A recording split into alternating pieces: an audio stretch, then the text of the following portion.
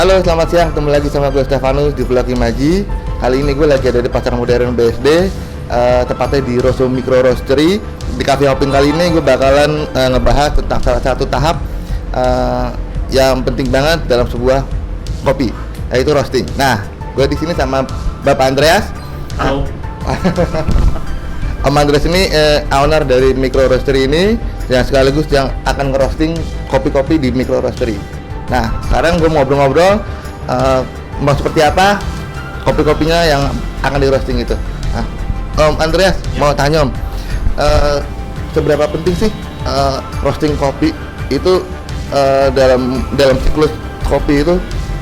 Yang penting banget itu apa tuh? Oke, jadi di industri kopi itu kan berarti dibagi 3 ya kan ya. Jadi di perkebunan yang atau kita sebutnya biasanya sih pasca panen ya kan ya. Dari dia tanam, terus dia memelihara, terus dia kemudian dipanen, terus melakukan proses pasca panennya sampai dia jadi green bean, ya kan? Kalau kita ibaratkan di makanan pokok kita, green bean itu adalah beras. Oke. Nah sekarang supaya bisa dikonsumsi, beras harus ditanak supaya jadi nasi, ya kan? Nah nanti nasi digoreng jadi nasi goreng gitu kan. Sama di kopi juga gitu, green bean di roasting untuk menjadi roasted bean atau kopi yang sudah matang, yang nanti siap untuk diproses lebih lanjut, di brewing ya istilahnya ya, disajikan dalam bentuk espresso atau manual brewing. Nah roasting sendiri itu juga ada teknik-tekniknya, karena kan masing-masing green bean itu juga mempunyai karakter yang berbeda, baik dari daerahnya maupun dari proses pasca panennya. Iya. Dari roasting itu sendiri itu akan sangat mempengaruhi rasa kopinya ya pasti ya. Ya betul. Karena kalau dengan asumsi ya, kita nggak melihat kopinya seperti apa, pasca panen seperti apa. Kita hanya membuat dia roasting untuk light, medium atau dark roasted. Itu kembali lagi, ibaratnya kalau dicontohin itu kita seperti makan steak, ya kan? Steak ada yang well done, ada yang medium, ada yang rare. Ya, berarti kalau yang light itu kita sebutnya rare. Kalau yang medium, roast itu sama dengan kita bikin steak itu juga medium. Kalau yang dark itu kita bisa sebutnya itu well done gitu kan ya. Nah, cuman gradasinya itu macam-macam gitu kan. Yang lightnya seperti apa, light to medium gitu kan. Itu medium to dark seperti itu. Nah itu dari situ aja, tanpa kita melihat proses pasca panennya dia dan juga jenis kopinya dari mana, itu sudah menghasilkan hasil yang berbeda. Kalau light kecenderungannya dia akan menimbulkan kalau di Arabica itu acidity, terus kemudian mungkin juga bodinya juga ringan sekali. Kalau medium mungkin acidity-nya akan berangsur-angsur menjadi lebih balance ya kan, lebih sweet gitu kan. Nanti kalau misalnya dark roast, otomatis rasanya akan lari ke pahit ya kan. Terus kemudian bodinya dari light to dark itu juga akan meningkat. Makin dia gelap ya kan ya, relatively bodinya akan makin tebal. Bodinya itu maksudnya kalau dalam bahasa awamnya ya, body itu apa? Apa kayak rasanya atau apanya atau karakteristik kopinya? Oke, kalau kita ngomong body itu, kalau saya ibaratin kita minum air putih dengan minum susu fresh milk. Jadi kalau bahasa kalau kita itu thickness ya istilahnya ya, jadi tingkat ketebalannya, jadi keencerannya. Jadi dia makin kental ya, berarti makin berbodi. Gitu. Untuk karakteristik kopinya sendiri nih Om, kalau misalnya ada nggak sih kriteria biji kopi yang seperti apa yang layak roasting? Atau misalnya single kan biasa disebut single origin ya. Nah itu apa sih yang bikin mereka beda tuh dari pasca panen kan sampai roasting? Nah itu berpengaruh banget nggak? Oke, sebetulnya sih ya, pada saat panen itu ya itu sangat mempengaruhi ya kan ya. Apakah dia petik merah atau dia petiknya itu ada yang kuning atau ada yang hijau segala macam, atau mungkin dia tarik gitu, jadi istilah dibrondol gitu kan ya. Langsung sekaligus tarik gitu. Nah, cara-cara itu nanti setelah dipanen otomatis nanti kan akan diseleksi ya kan ya, yang dipisahin, yang hijau yang kuning itu dipisahin ya kan ya. Biasanya sih itu juga dengan apa namanya manual bisa, atau biasanya direndam ya. Pada saat direndam kalau yang ringan tuh dia dipisahin gitu kan ya. Nah terus kemudian kalau misalnya nih taruhlah itu semua lolos gitu ya, biasanya sih kita sebutnya kopi asalan gitu ya, itu nanti kita pisahin apa namanya yang cacat-cacat.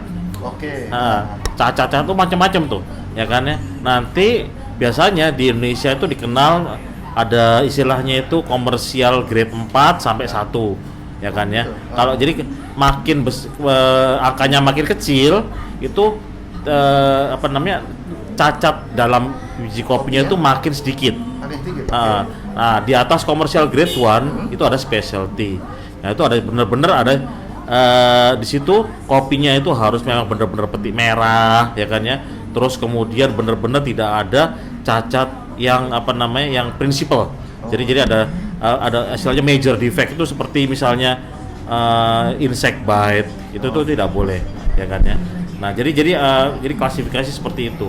Jadi semua kopi bisa di roasting bisa ya kan ya. Biasanya sih kalau kopi-kopi yang kualitasnya mungkin yang apa ya, kualitasnya itu yang rata-rata ya. Ya, itu biasanya dari kopi asalan yang mungkin tidak diseleksi, tidak disortir. Nah, dia langsung sangrai karena memang pasarnya memang untuk apa namanya area yang seperti itu ya kan. Tapi kalau di sini kita umumnya memakai komersial grade 1 atau specialty karena kita mengutamakan karakter rasa dari si kopinya itu, dan itu yang ingin kita kenalkan ke masyarakat. Apa sih yang perlu diperhatikan saat kita merosting kopi? Oke, apa namanya? Saya coba mengabarkan. Ini kita ngomong roasting dengan cara yang modern dengan mesin roasting ya kan. Oke, mesin roasting itu yang kita perhatiin ya kan. Yang pertama itu adalah bahan dari si mesinnya sendiri, ya kan ya. Intinya itu dia harus bisa membuat panasnya merata. Itu dari bahan, ya kan. Terus dari cara kerja si mesinnya, ya kan. Cara kerja mesin itu harus ada airflow-nya. Jadi apa namanya jalannya udara panas itu juga harus konsisten dan bisa kita atur ya kan ya. Terus dan panas itu dari mana? Dari api. Jadi dari pengapiannya seperti apa. Nah, karena dari kombinasi itu semua itu yang akan menghasilkan apa namanya kopi kita secara optimum. Karena nanti di biji kopi itu kita mau dia matangnya itu dari luar sampai dalam sama. Betul. Karena panasnya juga ada beberapa macam kan ya. Jadi panas yang heat langsung, ya yaitu yang dia yang mengenai si dinding drumnya itu, otomatis itu yang akan mengena ke si biji kopinya, ya kan. Terus kemudian panas yang dihasilkan dari aliran udara, ya kan. Terus panas yang ketiga itu adalah panas yang kita sebutnya kayak semacam infrared ya. Dia itu yang nggak kelihatan ya kan ya. Terus dia masuk. Nah, itu biasanya yang masuk ke dalam biji kopinya. Nah, jadi kalau misalnya kita jadi kalau misalnya ini ada biji kopi ya. Nah, ini kan dia kan kena drum. Berarti ini panas yang ada melewati dia punya biji ya kan ya. Nah, terus kemudian kena udara ya kan, sama yang masuk ke dalamnya itu gitu. Jadi ada 3 jenis kombinasi panas yang kita mau, dan itu semuanya itu dikombine ya kan ya. Nah, terus dari mana pengaturan temperatur, pengaturan airflow ya kan. Nah, itu kalau kita ngomong teknisnya seperti itu kurang lebih. Detailnya macam-macam sih. Jadi ada yang orang yang nyangrai dengan speed yang cepat gitu. Jadi mungkin dia bikin kopinya itu 10 menit udah selesai gitu. Ada yang orang bikin kopinya tuh 19 menit gitu kan. Itu semuanya sama seperti masak kan. Masak kalau Chinese food itu kan dia fast ya kan ya. Nah, terus kemudian kalau yang masak yang lain tuh ada yang lama gitu kan. Nah itu juga hasilnya juga akan berbeda. Tapi Gitu. tapi memang ada patokan nggak sih waktunya berapa lama untuk roasting? Oke, jadi apa namanya? Pada intinya sih ada yang slow roast, medium roast, dan fast roast ya kan. Itu tergantung dari apa yang kita mau hasilkan ya kan ya. Terus kemudian masalah patokan waktu, exactly itu mungkin nggak ada ya kan ya. Karena masing-masing tempat mempunyai kelembaban dan temperatur yang berbeda. Itu yang mempengaruhi dari proses roasting. Memakan rasanya juga tetap. Iya, nah, karena kan pada saat misalnya temperaturnya itu atau apa namanya seperti gini, sekarang panas nih, ya kan ya. Tapi kan di dalam kan saya jaga temperaturnya, ya kan. Berarti kan kelembabannya pas saat itu kelihatan berapa. Tiba-tiba hujan nih. Nah, hujan artinya apa? Lembab kan? Berarti kelembabannya dia naik. Ngaruh juga begitu. Itu tuh walaupun di dalam ruangan. sedikit banyak pasti pengaruh. Apalagi kalau misalnya roastingnya di sini. Wah, Nah itu pasti dia apa namanya standar deviasinya bisa jauh sekali, gitu. Dan untuk mesin roasting juga ya pada dasarnya tuh intinya itu ya di atas tuh nanti kan pada saat saya roasting kan akan kelihatan. Jadi kopi yang masih mentah taruh di atas koper ya kan ya. Terus kemudian nanti dari koper itu masuk ke dalam drum. Di drumnya tadi dia diputar. Nah setelah dia masak, dia dikeluarin masuk ke dalam cooler. Nah setelah dia dingin, nah baru nanti kemudian di packing atau ditaruh di ya. proses dari setelah roasting itu kopinya harus didinginin dulu katanya ya. Bukan didinginin ya, itu istilahnya itu apa namanya, dia ada proses pengeluaran CO2. Jadi di gassing ya, itu bisa 2 kali 24 jam. Jadi Minimal. kalau di kita ya, baru nanti itu kemudian mulai bisa dikonsumsi sebagai manual brewing ya. Tapi biasanya sih nggak seperti itu sih. Bisa hari ketiga, hari keempat, bahkan hari kelima setelah roasting baru kita. Betul. Karena kan kita juga nggak mau terlalu buru-buru gitu ya. Kadang-kadang orang Indonesia tuh salah kaprah dengan kata freshness. Freshness itu dipikir begitu roasting langsung apa namanya dipakai itu fresh. Padahal kalau misalnya kita untuk espresso itu masa enaknya dia mungkin bisa 10 sampai 14 hari, bahkan hari ke-20 beberapa bean itu enaknya di situ. Lama juga berarti ya. Iya, jadi kan dia butuh kondisi kopi butuh stable kan. Pada saat dia stable di satu titik, itu puncaknya dia.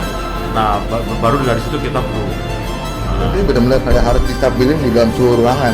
Betul. Jadi semuanya tuh harus terkontrol. Jadi apa namanya, kita juga di sini kan kita paling lama tuh 1 minggu semuanya juga harus habis. Jadi kita nggak, itu dia kita untuk mengutamakan freshness-nya. Habis itu dalam arti misalnya untuk espresso seperti tadi saya kan ngomong bisa sampai 2 minggu kan. Berarti ada yang nanti kita memang simpen untuk disajikan minggu depannya lagi. Itu masuk ke dalam mesin espressonya. Nah gitu. Itu kalau di kita, mungkin di tempat orang lain berbeda.